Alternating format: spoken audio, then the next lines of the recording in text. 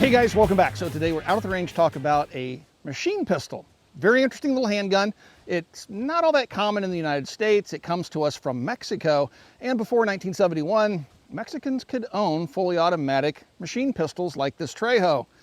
Yeah, as long as it was rimfire, was not a center fire cartridge, before 1971, Mexico had pretty relaxed gun laws with things like this. In 1971, we were still suffering under the 1968 Gun Control Act, 1934 Gun Control Act, and then after 1986, guns like this no longer came into the country.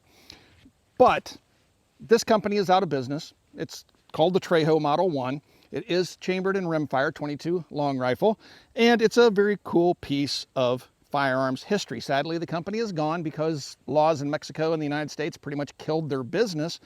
And so these little guns are just gone. Now, there's a Model 1, Model 2, and a Model 3. They're 22 long rifle, some 32 ACPs, I think, maybe a 380, and maybe in a lock breech 9mm. This is just a straight blowback 22. We're all made by Trejo, and some semi-automatics are made as well.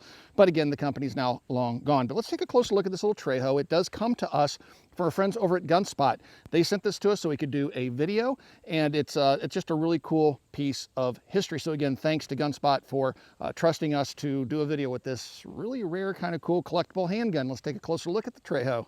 A lot of folks ask me, how can I get involved in the firearms business in that particular community? And one of the best ways to do that is to become a gunsmith. Every gunsmith I know is just overbooked with work. It's a very good living. And so if you would like to become a gunsmith, you need to go to a gunsmithing school or become an apprentice for an existing gunsmith. But Modern Gun School is an accredited college that also works with veterans in the GI Bill, where you can go and get a degree from accredited college in gunsmithing and then go out and start your own gunsmithing business, which I think is a really great option. Again, throughout my entire life, gunsmiths have always been able to earn a really good living, assuming they have a really strong work ethic. So please check out Modern Gun School. I do have a link in the video description below. All right, so machine pistol, 22 long rifle, single stack magazine, holds 8 rounds, at least the Model 1. And yeah, so machine pistol, why? Well, good question. Because you could, it's fun. As I've said many times on the Military Arms channel, a firearm doesn't have to be practical or tactical to be useful or even fun to shoot. You're allowed to have fun while shooting, and a full auto 22 certainly has a lot of fun that goes along with it. So the handgun itself looks very much like a 1911 or perhaps even a Star, one of the Spanish Star pistols. It's a little bit more forward swept than a 1911. It does have the external hammer, so it is a single action pistol.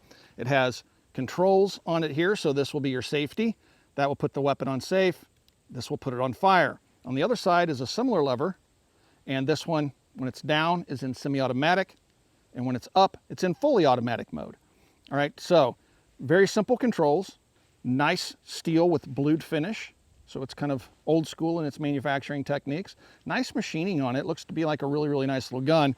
The only issues we've had with it is that the mag catch is very shallow, just like a little slotted mag catch here. And under firing, either I'm hitting it with my finger or it just rattles itself loose. The magazine can drop out and the last round or two won't fire. You gotta put your mag back in, recharge the weapon, and then you can finish out the magazine. We'll see if we run into any more of those problems while we're filming today. But just a standard, non-staggered 8-round magazine. Very simple controls, very simple sight picture. When the weapon has the hammer forward, it blocks the sight picture. So you will be able to tell that the gun is not ready to fire if you can't see your sights. With the hammer back, you can now see your sights. Very shallow little sights. All right, I'm sure you guys want to see this thing fired, so let's go ahead and fire it up. Just insert your magazine, make sure it locks in. Charge it conventionally. I'm going to go ahead and fire a couple of shots in semi-auto, so this lever is going to be down. Now you do want to make sure that you keep your thumb well away, or the web of your hand well away from this hammer. This thing is going to hammer bite the snot out of you. So I have to grip it kind of low to avoid that hammer bite. So this is semi-auto.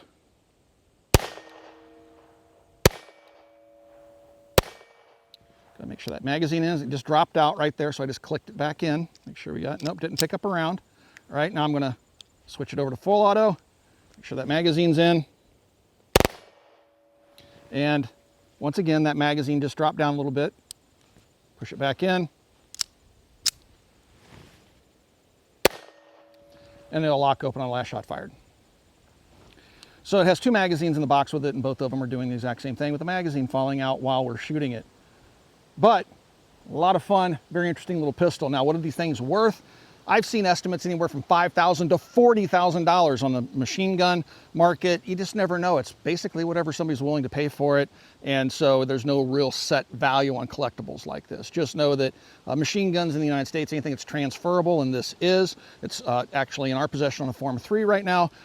These things just skyrocket in value. It used to be you could get MAC-10s and Uzis for, a few $1,000s. All those prices have skyrocketed because, again, in 1986, the flow of newly produced machine guns to civilians in legal ownership was nixed under the Reagan administration, under the urging of the NRA, and now it's just the prices are ridiculous. So the magazine release on this little guy is kind of tucked away. So you have this target-style grip here, and my fingers should be away from the magazine release. I do believe it's just wiggling itself loose under recoil. Seems to be doing it pretty much every magazine. So we'll take an 8-round magazine, stick it in there. I'll see if I can't hold it in place. Charge it all the way up to full auto. Kind of push up on the magazine here, keep it from falling out. See if I can, kind of a goofy way to hold a pistol, but there we go. Held the magazine in and it dumped its mag. 8 rounds at a ridiculously fast cyclic rate. So that worked pretty good.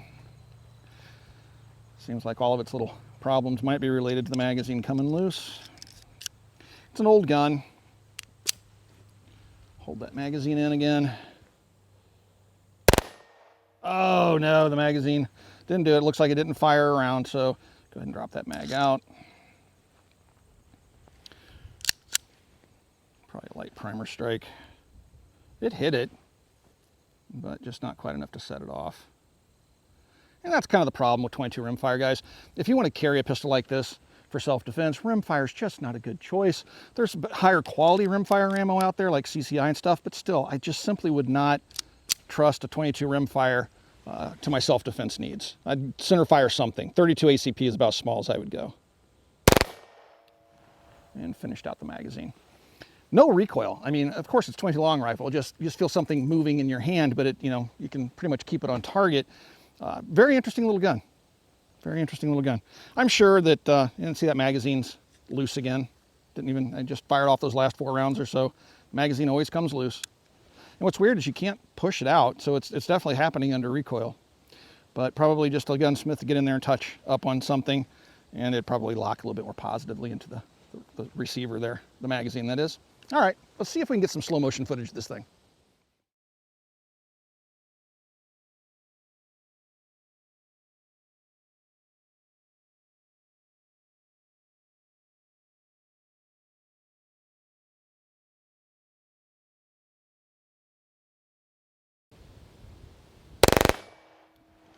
So if you take a look at the markings on the Trejo, you can see the markings. There's a little apple in the grip, and it's also on the slide of the pistol. It's manufactured in Mexico. And that little apple apparently is because where the factory was located was in a region of Mexico where apple orchards were very common, so they kind of adopted it for their logo. Kind of interesting. But again, it's a beautifully made pistol. Very, very nice. You can obviously shoot it as a semi-auto, which we'll do here really quick.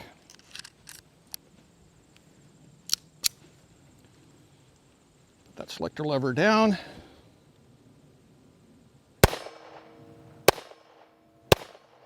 I just felt the magazine drop down into my finger.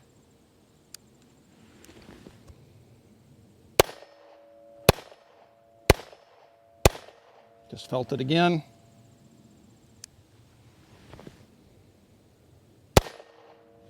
And it locked open, and I'm definitely not hitting that magazine release. It's just wiggling itself loose.